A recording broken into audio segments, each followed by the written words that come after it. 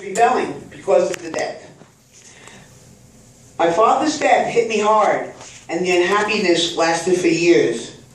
My symptoms began to overtake me, and a feeling of bitterness, uneasiness, and unhappiness sabotaged my mind constantly. I missed my father a great deal and wanted him here in life. Wanted him to see me shine throughout my accomplishments in sports and life itself. I cried for several years, but could have him in my heart and prayers. The beginning of therapeutic care was frustrated and awkward. As a teenager, I did not understand my body's reactions and tended to worry about how others would respond to them. Also, going to a doctor was embarrassing, especially a psychiatrist. I felt that I did not need the help from a psychiatrist, believing that my mind was intact, but that I was physically ill.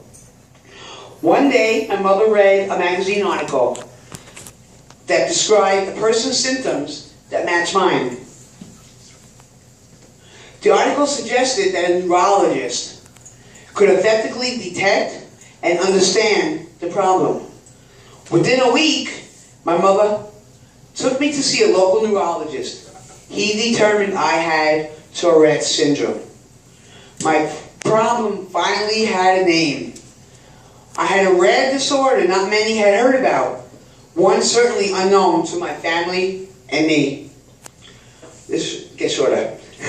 Throughout the ordeal, before the diagnosis and beginning of treatment, I was frustrated. Frustrated seems a lame and simple word, but it describes perfectly what an undiagnosed person goes through, and that's what any disorder. I remember feeling lost and irritable for so long. If doctors were unable to clearly diagnose medical problems, how could I, at such a young age, even begin to understand?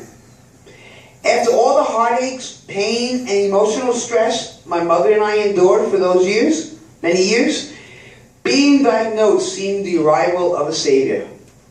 But it was only 1983. And science within the medical field had yet to seriously research this rare disorder. There was much more to learn about Tourette's, and the community had much to research and discover. Patients themselves knew little information. Questions were arising from all who were affected, but there were only few tedious answers. I had so many questions myself. Why was my body reacting this way? What could I do to cure it? Why was I afflicted with unusual disorder?